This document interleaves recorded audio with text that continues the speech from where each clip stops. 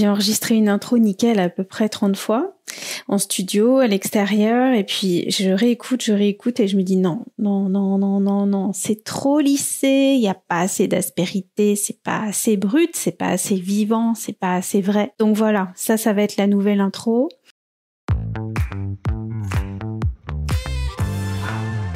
Vous êtes sur le podcast Flamboyante, un podcast qui parle des femmes qui entreprennent, des femmes qui ont de l'audace, des femmes qui, à mes yeux, sont remarquables, qui incarnent parfaitement l'adjectif flamboyant d'eux. Ces femmes, elles sont plurielles parce qu'elles sont multifacettes, elles osent y aller, elles en ont sous le pied. Elles ont pris des chemins de traverse, elles sont audacieuses, elles sont sensibles, elles sont intègres. Elles tentent l'alignement, et je dis elles tentent parce que c'est pas toujours facile. Elles se respectent, elles respectent leurs valeurs, et ça me touche beaucoup. Donc ces femmes qui créent, qui entreprennent, qui créent des boîtes, qui enferment, qui proposent des nouveaux services, des nouveaux produits, qui offrent du sens, qui offrent de la valeur à nos univers, à nos vies. Ce sont ces femmes que je vais rencontrer, ce sont ces femmes que je vais interviewer et ce sont ces femmes que je vais vous présenter. Donc bienvenue sur le podcast Flamboyante, un tout nouveau podcast créé par Sabine Reynard, avec beaucoup de cœur, avec beaucoup de joie, avec beaucoup d'envie. Je vous souhaite une bonne écoute, une belle journée et je vous dis à bientôt. Vous êtes à un moment phare de votre carrière. Nouvelle stratégie, c'est une question de vie ou de mort. Ah oui, carrément. Le mot patronne, pour moi, c'est un mot très fort. Non, mais nous, les femmes, c'est pas pareil. Ah bon? Combien il te faut pour commencer? J'aime les gens qui doutent, les gens qui trop écoutent leur cœur se balancer. Et une fois qu'on est là, on est des patronnes et on s'entraide. Bouchée double sur la com. On était tous à fond. Et je pense que tout ça est aussi lié à mon syndrome de l'imposteur. Ouvrir une boîte, et pourquoi pas? Aujourd'hui, j'ai l'immense joie d'accueillir Stéphanie Jouan, fondatrice du blog La Cerise sur le Maillot. Cette mère de 4 enfants ultra gourmande s'est posé beaucoup de questions sur la cuisine du quotidien, comment se faire plaisir en mangeant équilibré, comment trouver des recettes savoureuses, bonnes pour la santé. Il y a 8 ans, elle a fini par ouvrir un blog nommé La Cerise sur le Maillot, juste pour partager les recettes qu'elle préparait pour sa famille. De fil en aiguille, elle a glissé tranquillement de programmeuse web à blogueuse. Stéphanie a écrit 9 livres, rien que ça, publié des tonnes d'articles sur son blog qui rassemble aujourd'hui plus de 300 000 visites par mois, rien que ça, et fédérer une communauté grandissante de 118 000 abonnés sur Instagram, rien que ça. Ça peut sembler totalement fou, elle en est la première surprise, je crois. Depuis sa recette de la ratatouille au four, il y en a eu du chemin. Recettes du quotidien, menu de saison clé en main, e-book base du rééquilibrage alimentaire, et bientôt, je crois qu'on peut le dire, un accompagnement individuel pour changer durablement sa façon de manger et de vivre. Les retours de ses clients sont dithyrambiques. On peut lire « Vous avez changé mon quotidien, vous avez changé mon déjeuner, c'est le meilleur site de cuisine de tous les temps. » Bon bah là, franchement, ça donne vraiment envie. Stéphanie, bienvenue. Je suis ravie de t'accueillir sur le podcast Flamboyante. Est-ce que pour commencer, tu peux nous partager ton humeur du jour et puis ensuite te présenter comme tu le souhaites? Eh ben, écoute, enchantée Sabine d'être ici avec toi pour échanger. Et puis je suis très touchée de cette présentation, très honorée que tu aies pensé à moi pour ce podcast dont le nom est très inspirant et dithyrambique. Donc alors mon humeur du jour aujourd'hui, il fait très beau. Et je crois que mon humeur du jour est ensoleillée. Et alors, ouais, la deuxième question, c'est est-ce que tu peux te présenter comme tu le souhaites? Alors, je pense que tu as déjà dit pas mal de choses, mais pour compléter, donc je suis bordelaise depuis toujours, et j'ai effectivement 4 enfants et un parcours qu'on peut nommer atypique.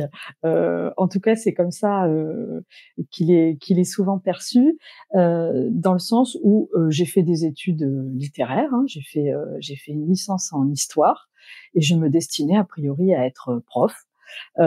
Et puis, la vie étant pleine de surprises, on m'a proposé de faire de la programmation web, du développement, ce qui semble complètement à l'opposé de mon parcours plutôt littéraire. Et pourtant, depuis petite, j'avais toujours eu un penchant pour l'informatique qui était vraiment tout à fait naissante. Je faisais des petites programmations en basique quand j'étais enfant. Et finalement, je me suis retrouvée à travailler dans ce métier de l'informatique, à faire de la programmation web, de sites internet à une époque où il y avait très peu de formation là-dedans et où on donnait un peu sa chance à tout le monde et particulièrement aux autodidactes dont je faisais partie. Bon, on va y revenir parce que effectivement ton parcours est très intéressant. Alors, est-ce que tu peux, avant qu'on plonge dans ton parcours très atypique, nous dire ce qu'entreprendre t'a appris à aujourd'hui ? Alors, ce qu'entreprendre m'a appris à aujourd'hui, c'est de prévoir, de ne pas prévoir. Pas mal, je retiens. Parce que finalement, ce à quoi on s'attend et ce qui se produit, c'est souvent très différent avec des surprises, qu'elles soient bonnes ou moins bonnes. Et je pense que ça m'a appris à accueillir les surprises, qu'elles soient entrepreneuriales ou plus personnelles d'ailleurs, avec beaucoup plus de philosophie et de quiétude dans la façon en fait d'appréhender ce chemin parfois effectivement surprenant. Merci. Alors, bon, tu as déjà un peu commencé, mais est-ce que tu peux nous décrire un peu plus précisément les grandes lignes de ton aventure entrepreneuriale ? Là, tu nous as expliqué d'où tu venais, la source, et puis après, tu vas peut-être pouvoir nous dire quelle a été la bifurcation, comment tu es arrivé à l'entrepreneuriat et à cette activité d'aujourd'hui, et puis les grandes lignes, en fait, de cette construction. Alors, je pense que l'entrepreneuriat, déjà, c'est ancré dans ma famille. Moi, j'ai une maman qui a toujours 1000 idées à la seconde et qui a toujours eu envie de faire des tas de choses diverses et variées. Donc, j'ai un peu baigné dans cette idée qu'on pouvait changer, se réinventer, tester des choses. Et puis, arrivé à l'âge adulte, effectivement, j'avais plein d'envies, plein d'idées. Et surtout, je crois que j'avais envie d'être libre. Et je pense que c'est ce qui a guidé. Et ça, je le dis aujourd'hui avec le recul. Mais sur le moment, c'est pas forcément ce que je percevais, puisque j'avais envie, comme tout un chacun, d'avoir une situation plutôt stable, un emploi. J'ai eu des enfants très jeunes. Et donc, je pense que ce petit fond musical d'envie de liberté qui m'accompagne depuis toujours, c'est ça qui a guidé mes choix, des choix qui ont été parfois audacieux, voire pris par mon entourage comme un peu inconsidérés, et que finalement, avec le recul, je regrette absolument pas. Et en fait, je crois que écouter mon cœur, un petit peu ma tête quand même, mais en grande partie mon cœur, a été le meilleur choix que j'ai pu faire dans mon aventure entrepreneuriale, qui donc, comme je le disais tout à l'heure, a démarré par l'informatique au départ en tant que salariée, mais très vite je me suis mise à mon compte. J'ai créé même une société dans ce domaine-là, avec les déboires que l'on peut connaître quand on crée une entreprise. Donc société qui a fermé. Après quoi j'ai rebondi et je suis devenue simplement freelance, toujours dans ce domaine de l'informatique, mais en tant que chef de projet. Et puis voilà, puis j'ai continué mon petit bonhomme de chemin pendant quand même pas mal d'années dans cet univers-là qui me plaisait, dans lequel je m'épanouissais et qui était quand même très challengeant puisque c'était pas ma formation initiale. Et alors justement, là tu es restée discrète sur la fermeture de cette société, mais moi ce qui m'intéresse aussi dans ce podcast, c'est de parler de l'envers du décor, parce que tout n'est pas tout rose, et puis on dépasse, on a des défis, on a des peurs à dépasser, il y a des émotions qui sont associées aussi à toute cette aventure. Est-ce que tu peux nous parler aussi de cette fermeture d'entreprise rapidement, parce qu'en fait elle fait partie de ton parcours, et finalement je crois qu'elle t'a appris beaucoup pour créer l'entreprise que tu tiens aujourd'hui? Oui, alors c'est vrai que l'échec, ça peut sembler quelque chose, une expérience négative, et c'est vrai que sur le coup, c'est une expérience négative, on va pas se mentir, mais avec le recul, c'est quand même très, très riche d'enseignements. Effectivement, il y a eu une période de crise autour des années 2008, une crise financière en France et dans le monde d'ailleurs, qui a impacté la société que j'avais créée à l'époque, qui était une société de création de sites internet, générant bien sûr des difficultés financières qui m'ont amené à fermer cette entreprise et même à l'époque à vendre notre maison de famille, puisque la situation financière faisait que nous avions du mal à faire face à nos charges. Donc oui, ça n'a pas été une décision facile. Mais effectivement, aujourd'hui, j'ai quand même un toit sur ma tête, voilà, une maison plutôt chouette, une nouvelle entreprise, comme quoi un échec, c'est pas forcément quelque chose de définitif, c'est une étape, c'est le creux de la vague. Mais après le creux, il y a une nouvelle vague en fait. Est-ce que ce creux t'a permis d'envisager une future... Alors déjà, ça t'a pas vacciné contre l'entrepreneuriat. Alléluia, merci pour nous, parce que sinon on n'aurait pas accès à toutes ces belles recettes pour cuisiner tous les soirs. Et puis, est-ce que tu as le sentiment que ce creux t'a permis d'envisager l'entrepreneuriat différemment et de te dire, ok, je ne ferai pas telle chose pour la prochaine entreprise, ou tu l'as pas vécu comme ça, tu t'es reparti la fleur au fusil et tu t'es remise à créer ce qui t'a à nouveau porté dans une belle énergie? Alors, l'enseignement que j'en ai tiré, c'est vraiment avec le recul, parce que sur le moment, quand on a le nez, on va dire, dans les problèmes, on a un petit peu de mal à dire bon voilà, je vais tirer tel enseignement, partir dans telle direction. Donc c'est pas du tout ce qui s'est passé. Sur le coup, j'étais plus dans une logique de sauver les meubles, on va dire ce qui est. Donc rebondir, trouver un nouvel emploi, quel qu'il soit. Et effectivement, je me suis mise en freelance et j'ai trouvé des missions freelance dans la gestion de projets digital. Mais avec le recul, les enseignements effectivement que j'en ai tirés sont de créer une entreprise dans un domaine qui nous fait vibrer, en fait. Parce que, logiquement, j'avais créé cette entreprise dans le domaine du web, de l'informatique, parce que c'était ma compétence, parce que c'était mon métier, parce que il y avait a priori un marché. Donc tout ça était très intellectualisé en fait comme choix. Il y avait à la fois une logique, voilà, ça s'imposait naturellement, et en même temps c'était réfléchi. Voilà, il y a un marché, c'est mon domaine, c'est ma compétence, je vais donc créer une entreprise dans ce domaine-là. Alors que l'entreprise que j'ai aujourd'hui, c'est pas qu'elle s'est créée toute seule, mais quasiment, puisque le blog, je l'ai lancé donc il y a un peu plus de 8 ans, comme un hobby, en plus à côté de mon activité, c'est-à-dire que je me suis mise à partager des recettes en ligne sur le blog et sur les réseaux sociaux, parce que j'aime manger, j'aime cuisiner, j'avais envie de partager, puis j'avais envie d'avoir un hobby qui fasse un peu vibrer toutes ces choses en moi. Donc c'est comme ça que j'ai lancé le blog, et le blog est devenu une entreprise. Alors pas tout seul, parce que j'y ai mis de l'énergie, j'y ai mis du temps, j'y ai mis de la passion, mais aujourd'hui c'est mon entreprise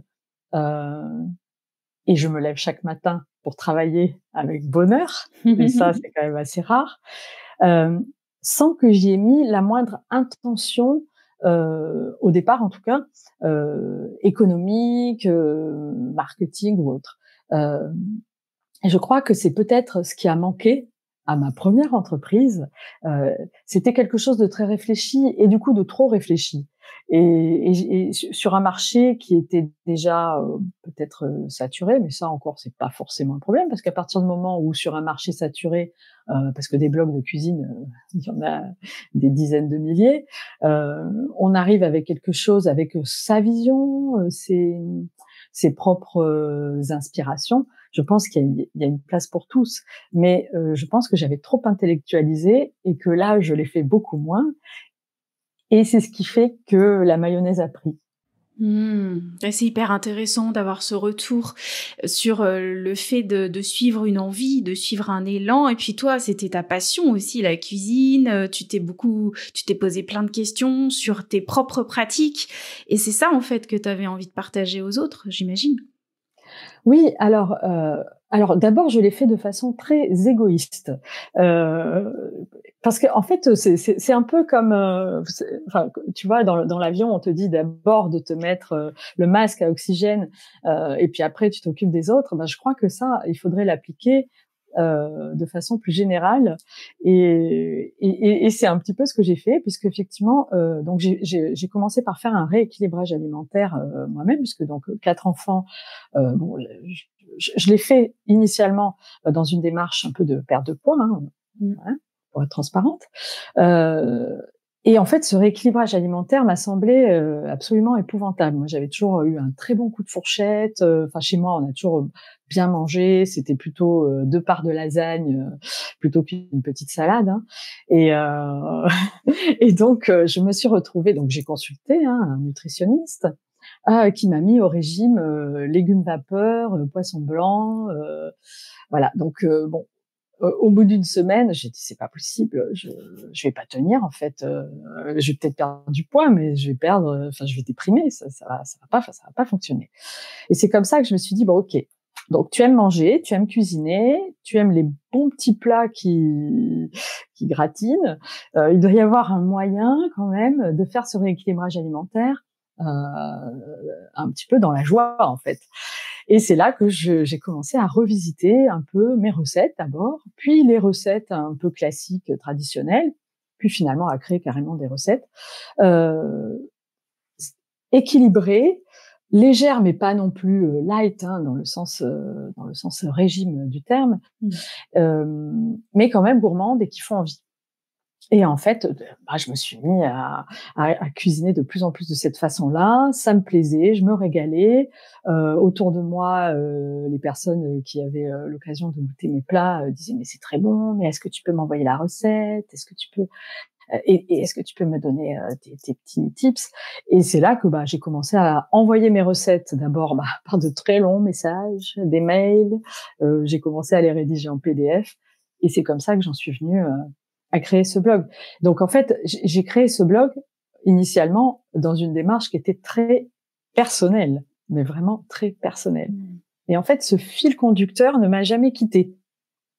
De faire des choses pour moi, parce qu'elles me plaisent, et finalement, ça résonne avec pas mal de personnes qui me lisent, parce que bien qu'on soit tous évidemment des individus uniques, il y a quand même des problématiques que l'on retrouve chez beaucoup de personnes, et que pour lesquelles je reçois des témoignages tous les jours, que ce soit sur les réseaux sociaux, par message privé, par mail. Et finalement, ce que je partage pour répondre à mes propres problématiques répondent quand même aux problématiques de pas mal de personnes, pas mal de femmes, même pour dire les choses. Ça, c'est incroyable. Ça m'a toujours marqué. Je suis toujours surprise de voir à quel point le personnel résonne au niveau universel. Et c'est souvent aussi c'est une méconnaissance qu'on peut avoir, je trouve, dans l'entrepreneuriat. C'est que parfois, on a une super idée et on fait des choses extraordinaires pour soi qu'on n'ose pas partager parce qu'on se dit, ça va intéresser personne. Et finalement, on mésestime l'impact universel que ces choses peuvent avoir sur les autres.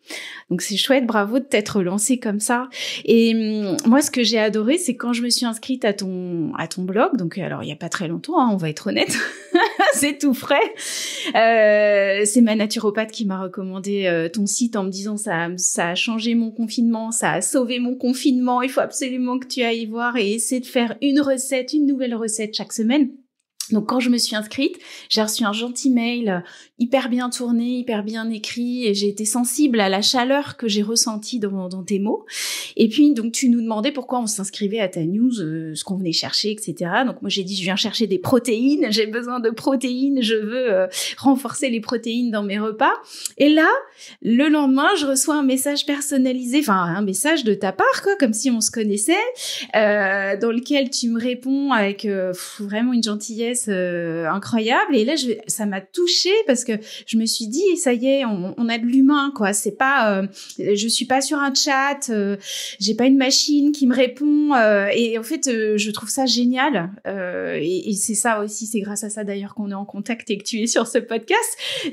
Ça m'a beaucoup touchée. Donc j'aimerais connaître en fait la part d'humain. Et bon, on t'entend déjà depuis quelques minutes, on a compris. Mais quel est le lien en fait que tu déploies, que tu mènes, la connexion que tu as avec tes abonnés? Parce que bon, on peut se dire c'est du virtuel, c'est digital. T'es pas dans un atelier de cuisine, tu fais pas ça en présentiel avec des gens et les tabliers. Mais qu'est-ce que tu arrives à créer comme lien derrière l'écran, à travers l'écran? Alors oui, alors déjà effectivement les rencontres que je peux faire, dont celles d'aujourd'hui, sont juste absolument fabuleuses, et ça, c'est ce à quoi je ne m'attendais pas avec le blog dont je parlais tout à l'heure et qui existe vraiment.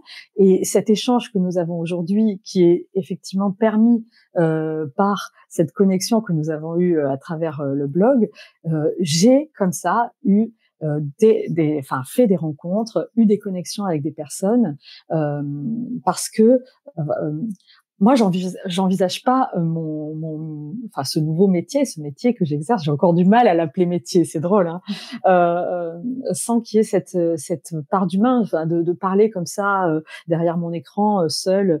J'ai conscience de ces milliers de personnes qui me lisent. Quand j'écris un article de blog, quand j'écris un post, quand j'écris une newsletter, c'est pas que je pense individuellement à chaque personne, mais quelque part, si je me dis et c'est personnifié par certains de mes lecteurs qui interagissent avec moi comme tu l'as fait. D'ailleurs, j'encourage vraiment les personnes qui lisent les newsletters, les posts sur les réseaux sociaux à interagir avec les auteurs, parce que c'est juste fabuleux de mettre cette part d'humain dans ces échanges.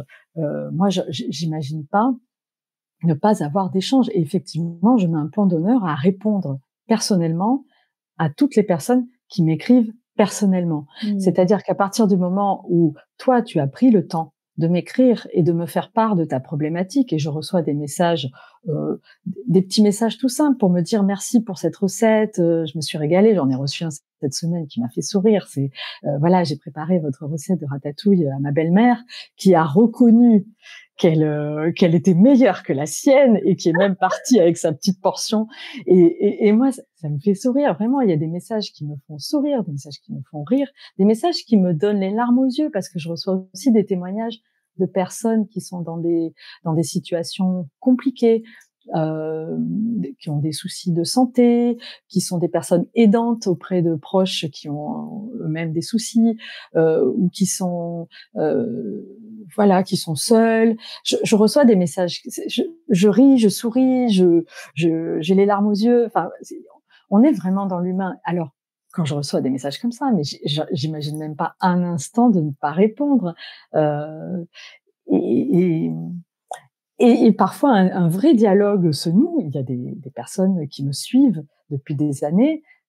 Maintenant, on échange des messages, pas quotidiennement, mais quasi. On s'est jamais vu, hein. On s'est jamais vu quelque part. On se connaît un petit peu.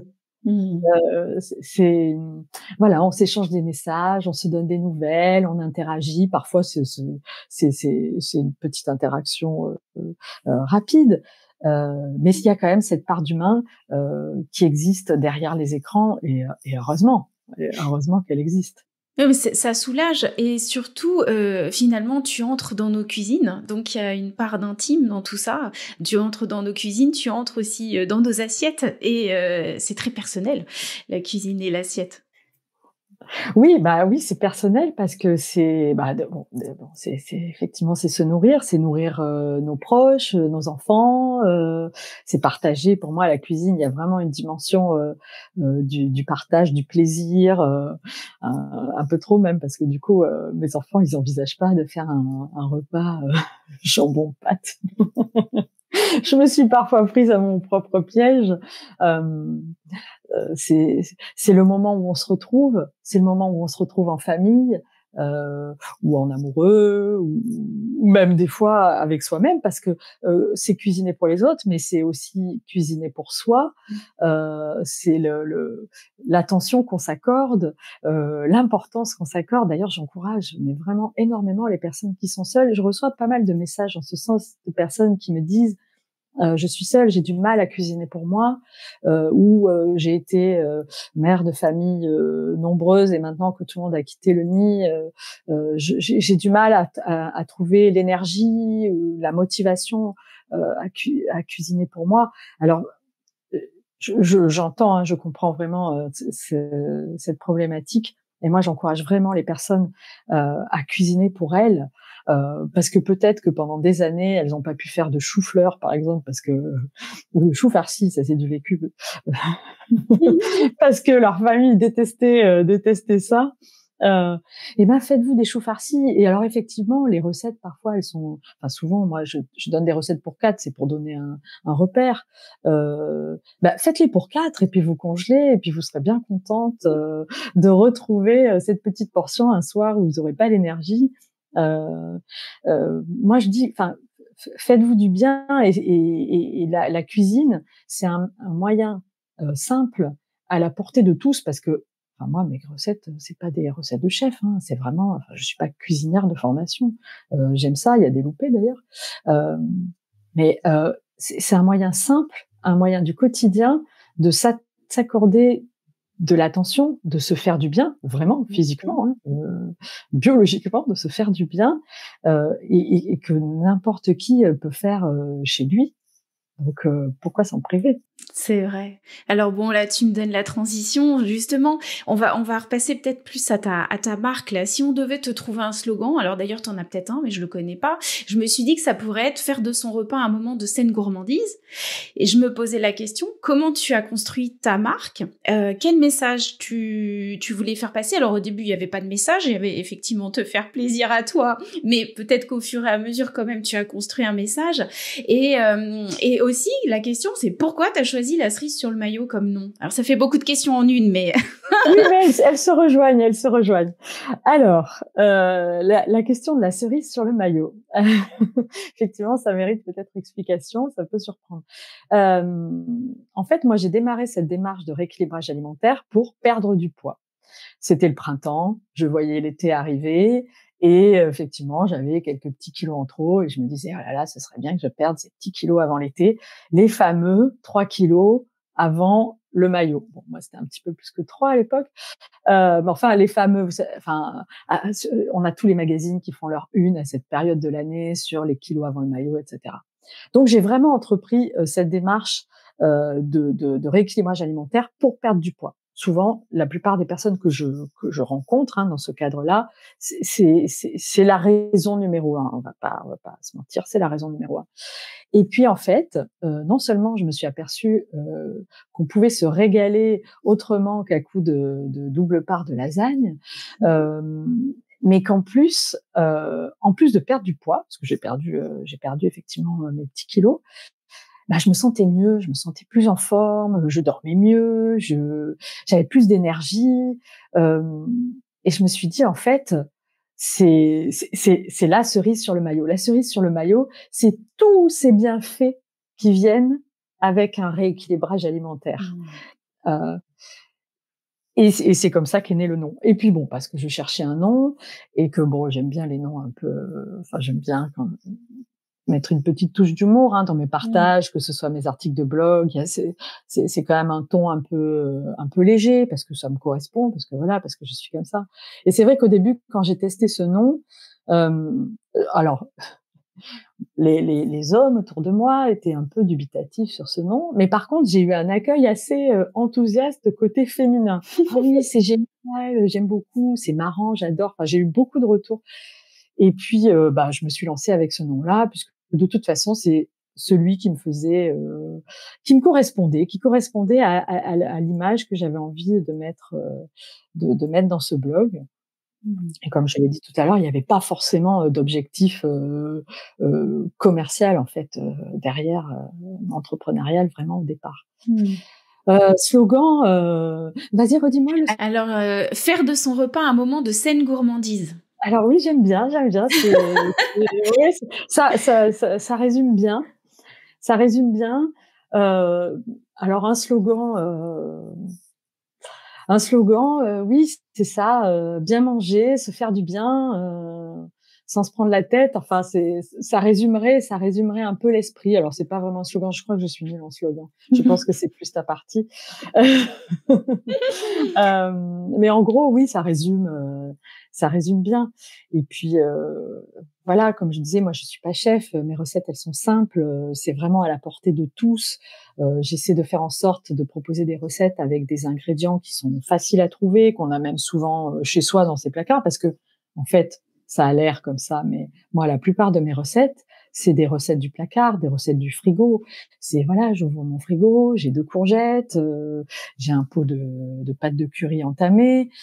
Tiens, j'ai des pois chiches, j'ai une boîte de pois chiches. Et si on faisait un curry de pois chiches aux courgettes? C'est comme ça qu'elles naissent mes recettes. C'est voilà, tiens, je vais faire un velouté de lentilles corail parce qu'il est 19h, que les lentilles corail ça cuit vite, que j'ai pas envie de ressortir, en plus il pleut. Donc c'est exactement comme ça que le fameux velouté de lentilles corail au fromage de chèvre frais qui a un succès fou sur le blog, il est né exactement comme ça. J'avais un petit pot de chèvre frais entamé dans le frigo, j'avais des lentilles corail et c'est ça, il était 19h, il pleuvait, j'avais pas du tout envie de sortir. J'ai dit tiens, allez hop, on va mélanger tout ça. 30 minutes plus tard, on passe à table, c'est délicieux, je partage la recette, tout le monde se régale, elle a du succès et en gros, je dirais que 80% de mes recettes, c'est ça. C'est du feeling en fait, hein. Tu fais c'est spontané. Et c'est pour ça que ça marche, à mon avis, parce que du coup, on sent que on n'a pas besoin de se prendre la tête, on n'a pas besoin de faire des listes de courses à rallonge, on n'a pas besoin d'aller chercher des ingrédients introuvables qui nous freinent, en fait, et qui font qu'on s'y mettrait pas. Aujourd'hui, t'accompagnes sur la partie rééquilibrage alimentaire, enfin déjà depuis quelques années. Tu développes de nouvelles approches aussi pour accompagner encore mieux les gens, là, d'une manière individuelle. Il y avait du collectif avec des e-books. Je crois que tu te formes et que tu te formes et que tu te reformes et que tu te formes encore. On a parlé de syndrome de l'imposteur ensemble en off. Est-ce que tu peux nous en dire un peu plus sur toute cette partie? Parce que faire les recettes de manière spontanée, ça a l'air facile. En revanche, accompagner les gens sur du conseil sans se prendre la tête, c'est peut-être moins simple. Oui, alors bon, je vais m'allonger sur mon divan. Oui, alors effectivement, on en avait parlé parce que tu as raison. Alors bon, déjà, j'adore apprendre. Je pense que je me forme pas que par rapport à ce syndrome de l'imposteur, hein, quand même. J'aime apprendre. J'ai toujours aimé apprendre. D'ailleurs, le blog m'a permis d'apprendre des tas de choses puisque un blog, c'est je ne sais combien de casquettes. Il y en a tellement que je peux même pas les compter, puisque effectivement, il y a cette partie qu'on voit qui est de faire des recettes. Mais il y a toute une partie photo à laquelle je me suis formée. Au début, je faisais ça en tremblotant avec mon téléphone pas cher. Et j'ai quand même posté comme ça. Et ça a quand même pris comme ça. C'est-à-dire que l'excuse du matériel, non. Franchement, hop, on la balaye, c'est pas vrai. Voilà, j'ai pris mes photos et j'ai progressé. Aujourd'hui, j'ai un appareil photo. Je fais ça de façon, on va dire, un peu plus professionnelle, académique. Enfin, je m'applique, mais je n'ai suivi. Alors là, pour le coup, aucune formation. J'ai beaucoup regardé. J'ai acheté des livres de photographie. J'ai regardé, etc. J'ai expérimenté et petit à petit, j'ai progressé. Mais j'ai progressé en pratiquant. Mais de la même façon, idem pour les recettes. Donc, il y a cette casquette de cuisine, il y a cette casquette de photo, il y a la casquette rédactionnelle, puisque pour partager tout ça, il faut écrire des articles, il faut écrire des posts. Et moi, je fais pas ça avec l'intelligence artificielle. Allez, ça tout sort de ma tête. Et un peu comme ça, au kilomètre, parfois, je me relis à peine. J'écris comme je parlerais. C'est-à-dire que je me dis, tiens, je vais parler de la recette. Qu'est-ce que je dirais? Qu'est-ce que je dirais à Sabine de la recette? Et c'est comme ça que j'écris, en fait. J'écris à des gens, en fait, à des vrais gens. Et je leur parle de la recette, de comment elle est née, pourquoi j'ai mis ça, et pourquoi j'ai pas mis ça, etc., etc. Donc, il y a un aspect rédactionnel pour lequel, là, peut-être mes études littéraires m'aident un petit peu, mais pas forcément. Quand on aime parler, je pense qu'on peut écrire. Ensuite, il y a la casquette blog purement informatique. Bon, c'est vrai que là, mon parcours m'aide un petit peu, mais bon, en mettant les mains dans le cambouis, c'est pareil, on progresse. Il y a la casquette entrepreneur, comptabilité, faire des devis, des factures, faire sa compta, déclarer, etc. Bon, il y a cette partie-là, donc ça, c'est encore une casquette. Et comme j'aime apprendre, et que dès qu'une chose m'intéresse, j'ai besoin de savoir plus, encore plus et toujours plus, comme tu le dis, je me suis lancée dans des formations depuis quelques années. Et initialement, c'était plus dans l'idée d'apprendre que pour combattre un syndrome de l'imposteur, puisque j'avais vraiment envie de savoir comment ça se fait que ce rééquilibrage alimentaire, que cette nouvelle façon de manger me fait du bien, et comment elle pourrait me faire encore plus de bien. Voilà. Donc c'est vraiment parti de là. D'accord, donc à la base, c'était pour toi, et là, encore une fois, tu vas partager les connaissances que tu viens d'acquérir. Voilà, donc effectivement, à la base, je l'ai fait vraiment pour moi. J'ai commencé par m'inscrire dans une formation en nutrition et micronutrition auprès d'un organisme qui s'appelle Oreca, qui donnait des formations vraiment sur des thématiques spécifiques, alors assez générales au début, qui étaient autour de c'est quoi une assiette équilibrée, et puis petit à petit, ça m'a tellement intéressée que j'ai suivi leurs modules un petit peu plus spécifiques sur, par exemple, le microbiote, voilà, des questions comme ça, parce que c'est comme n'importe quel sujet. Dès qu'on commence à gratter, c'est l'arbre qui cache la forêt, en fait. On se dit, ah oui, tiens, c'est vrai, tiens, quand je mange ça, ça fait du bien parce que je vais absorber tel nutriment, etc. Et puis, on a envie d'en savoir plus et plus et plus et plus. Et on s'aperçoit que il y a une montagne de choses qui se cachent. C'est vraiment l'arbre qui cache la forêt. Ça m'a passionnée au point de m'inscrire dans un DU, donc un diplôme universitaire à la fac de médecine de Paris-Descartes, donc hôpital Bichat. Donc ça, c'est une formation que j'ai suivie pendant 1 an à distance, avec quand même un examen à la fac en présentiel. Ça m'a fait bizarre de retourner passer un examen sur les bancs de la fac. Alors ça a été un énorme challenge parce que, donc comme je l'ai dit tout à l'heure, moi j'ai vraiment un parcours plus littéraire au départ. Et donc, je me suis retrouvée à suivre des cours qui sont majoritairement suivis par des médecins qui veulent faire ce DU, donc en nutrition et diététique thérapeutique, exactement le libellé. Donc en nutrition, ou qui sont étudiants en médecine et qui veulent ajouter cette compétence, ou qui sont déjà dans ce domaine, on va dire, médical ou professionnel de santé.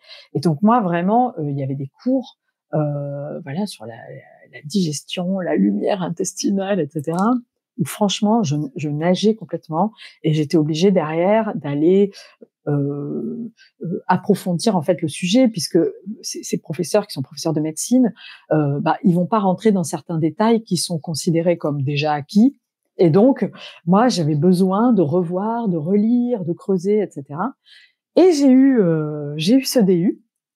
Bravo. Je l'ai eu de façon très honorable même. Parce que je me suis collé une pression d'enfer, et j'étais très heureuse de l'obtenir. Et là, je me suis dit bon maintenant c'est bon, j'ai des connaissances, je peux partager des programmes de rééquilibrage alimentaire.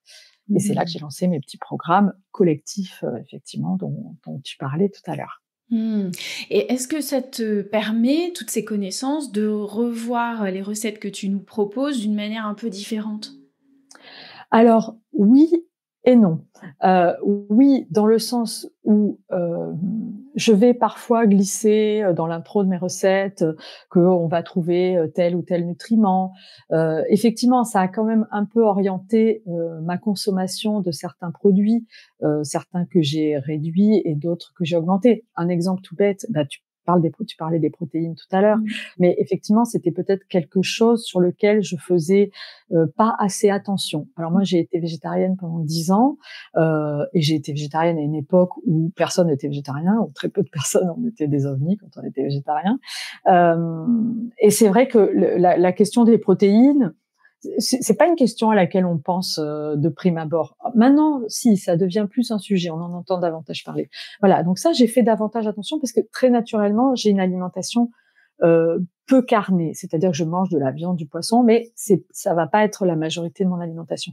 Donc, j'ai fait plus attention, donc j'ai introduit certains produits type légumineuses qui ont pris une place plus importante dans mes recettes. Oui, ça a quand même orienté mes recettes, et non dans le sens où le rééquilibrage tel que je le percevais au début, donc il y a une vraie évolution qui était quand même plutôt orientée faire attention à la prise de poids, etc., est quand même différent aujourd'hui dans le sens où je suis moins sur des recettes légères, mais plus sur des recettes équilibrées d'un point de vue nutritionnel, mais qui au final, quand on a une alimentation déséquilibrée, ça va quand même permettre de perdre du poids. Moi, les personnes qui suivent mes programmes et qui n'avaient pas forcément une alimentation équilibrée à la base, perdent du poids en plus de gagner les bénéfices de cet équilibre alimentaire nouvelle formule. C'est-à-dire que oui, ça a impacté, et en même temps, dans le bon sens. Et en même temps, ça m'a fait prendre conscience que tout ne doit pas être équilibre alimentaire. C'est-à-dire que on doit aussi manger, c'est du plaisir, manger, c'est du partage, manger, c'est aller au restaurant et prendre le plat qui nous fait plaisir et pas forcément le plat qui nutritionnellement est le plus qui coche toutes les cases, parce que quand on fait attention la plupart du temps, et d'ailleurs j'ai envie de dire qu'au début on fait attention, mais après ça devient notre façon de manger, donc on fait même plus attention.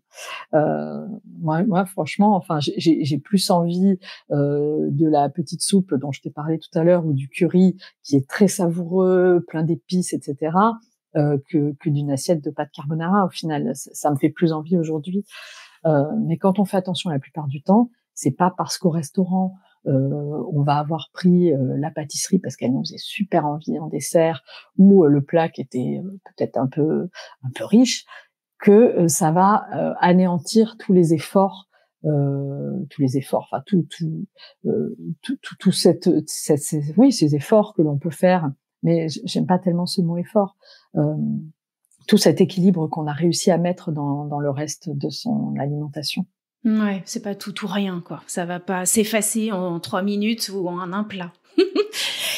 Sur quelles qualités personnelles tu as construit ton business? Est-ce que tu les as identifiées? Est-ce que, par exemple, l'audace, c'est une valeur essentielle dans ta posture et dans ton parcours?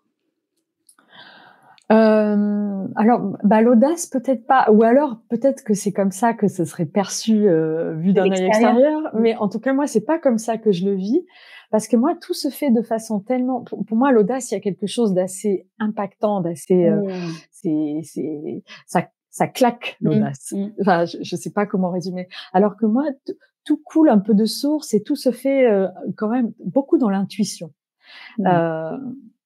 Et il y a quand même des décisions. Alors, c'est-à-dire que je suis dans un quotidien assez routinier au final, de créer mes recettes, de les rédiger, de les mettre sur mon blog, de les partager, de répondre. Donc, on est vraiment sur quelque chose de routinier. Hein. Si on regarde d'ailleurs, mes posts sont assez réguliers. Il y a quelque chose de régulier parce que il y a quand même un confort dans la routine. Et puis par moment, parce que j'ai quand même beaucoup d'idées, tous les jours j'ai beaucoup d'idées. Il faudrait que mes journées fassent plus de 24 heures. Pour pouvoir toutes les réaliser, il faut que je me canalise. Et par moment, tout d'un coup, je me dis non mais ça, il faut que je le fasse. Ça, il faut que je le fasse. En fait, par moment, je me pose et je vois que par exemple, je vais procrastiner sur une chose.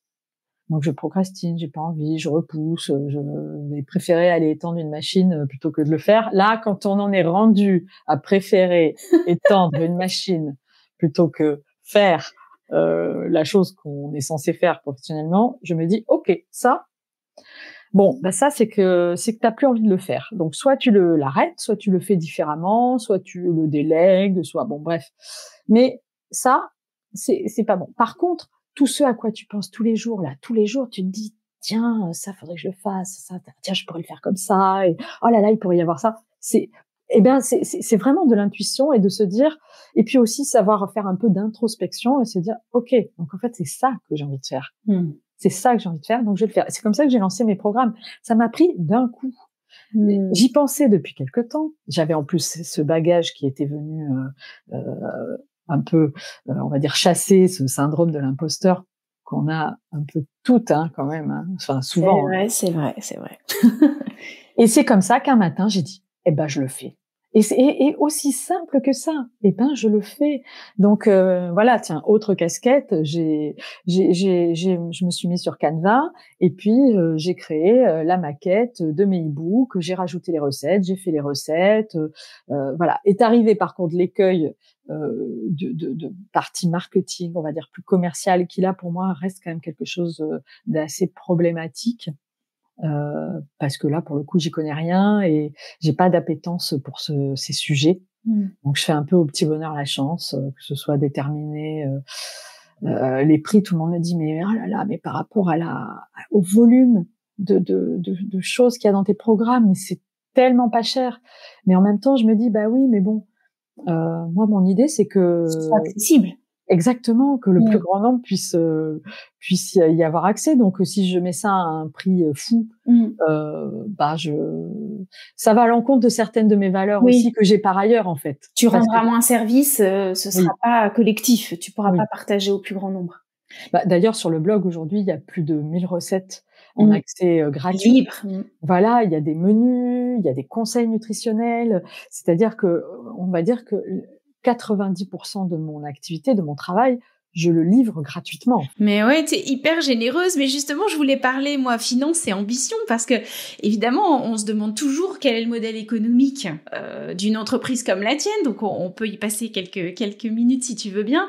Est-ce que ton entreprise génère un chiffre qui te convient, qui honore aussi ton engagement? Parce que je trouve que c'est important d'honorer son engagement, sa passion. Et puis, est-ce que t'as déjà des étapes pour après? Voilà, je sais pas où t'en es.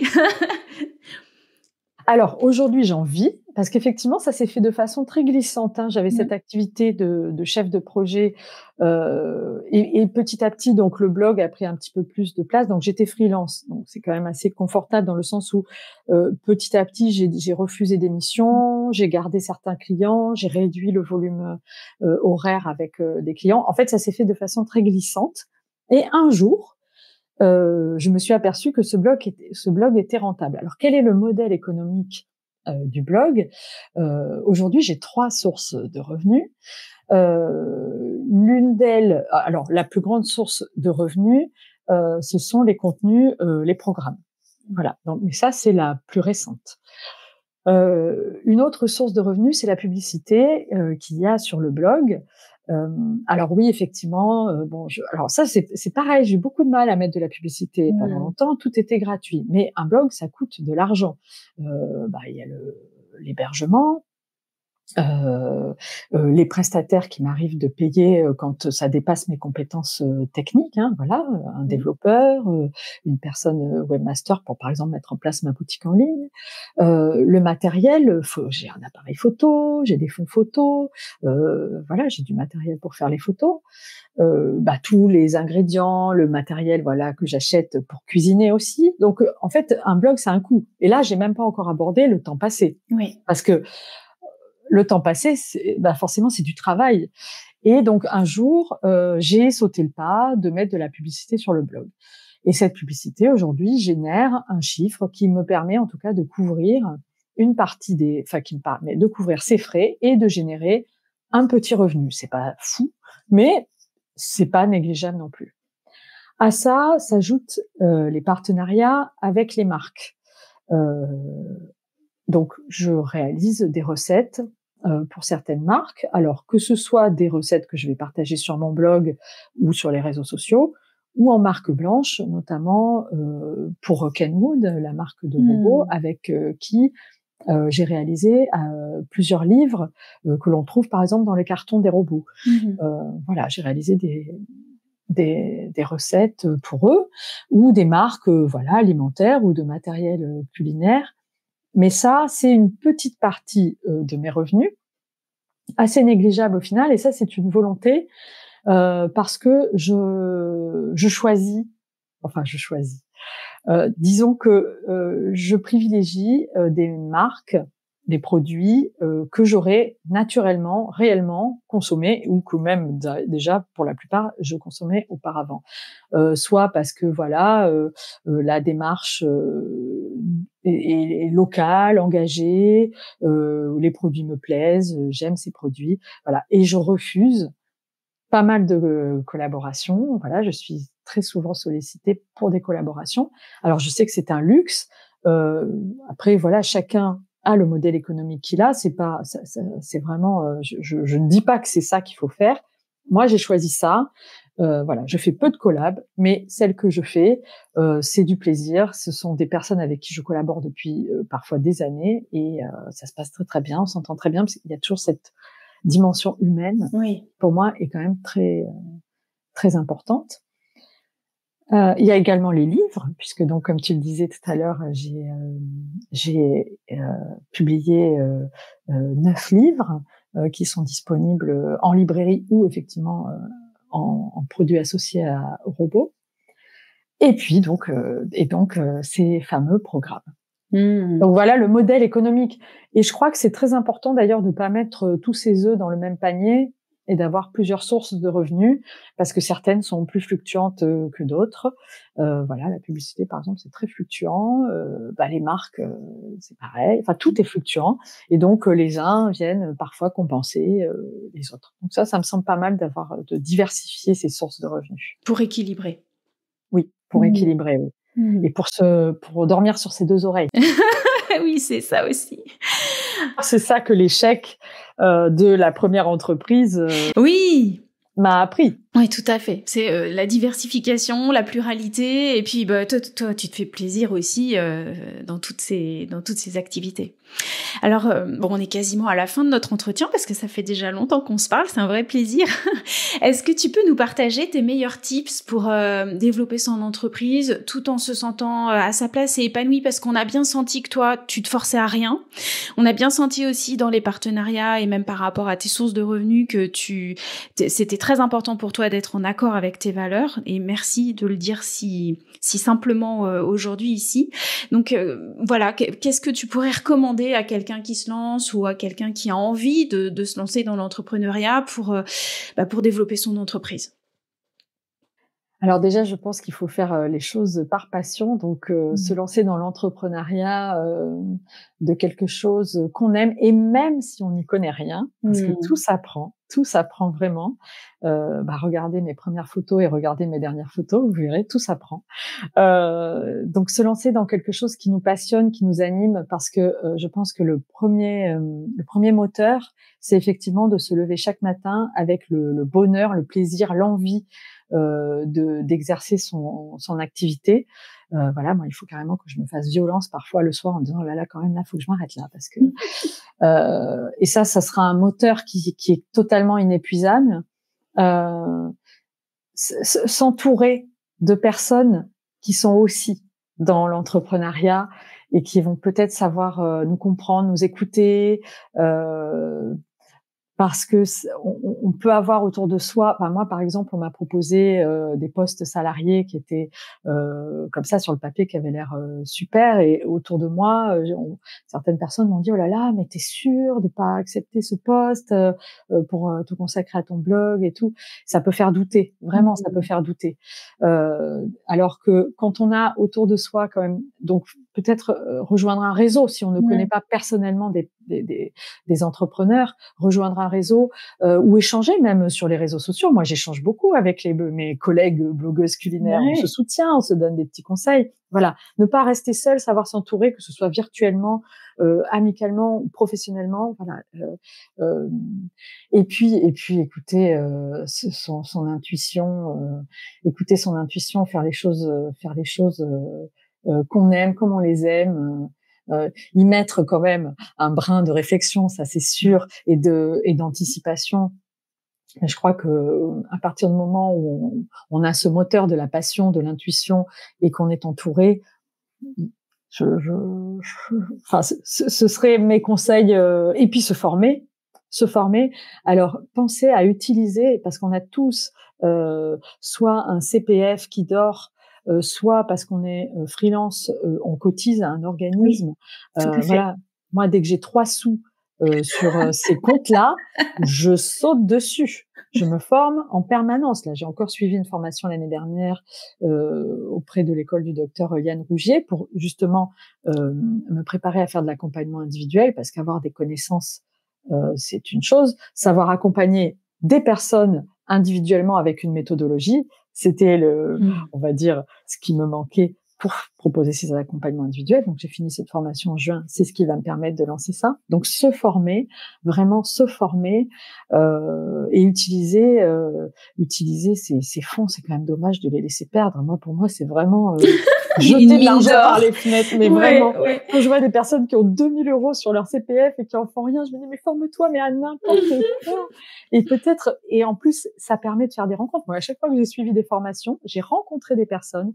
Ces personnes-là, aujourd'hui, je travaille avec elles. Mais ouais, bien sûr. On collabore, on réseaute, voilà, que ce soit Margot, coucou Margot, qui est coach sportif que j'ai rencontré en formation, Stéphanie, qui est pharmacienne micronutritionniste que j'ai rencontrée en formation.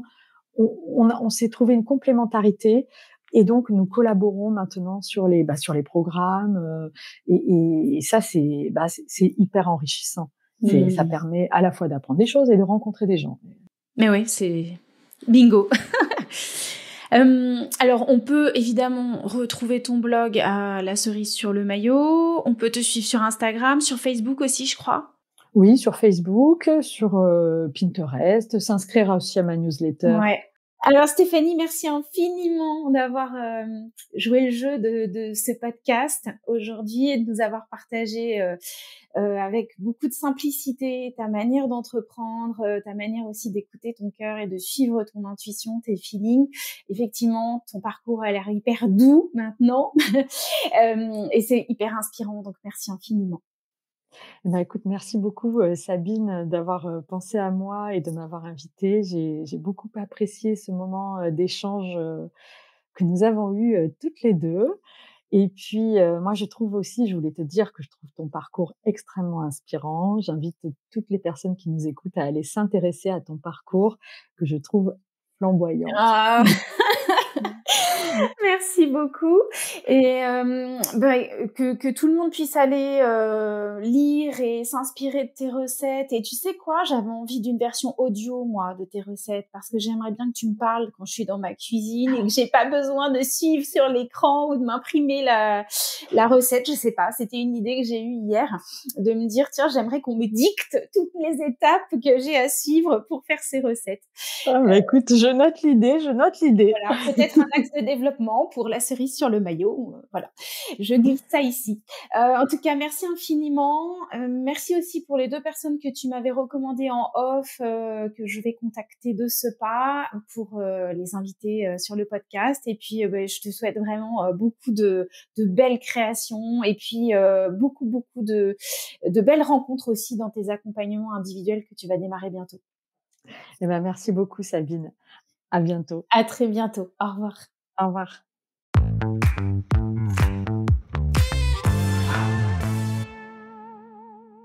Et voilà, vous venez d'écouter un épisode du podcast Flamboyante et Entrepreneur. Si vous avez aimé, je vous remercie par avance d'aller déposer un avis 5 étoiles avec un commentaire sur Apple Podcast, de bien évidemment partager cet épisode sur l'ensemble de vos réseaux, d'envoyer le lien à votre tante, à votre amie, n'hésitez pas. Et si vous avez une super idée d'une femme flamboyante que je pourrais interviewer, envoyez-moi son nom et ses coordonnées s'il vous plaît.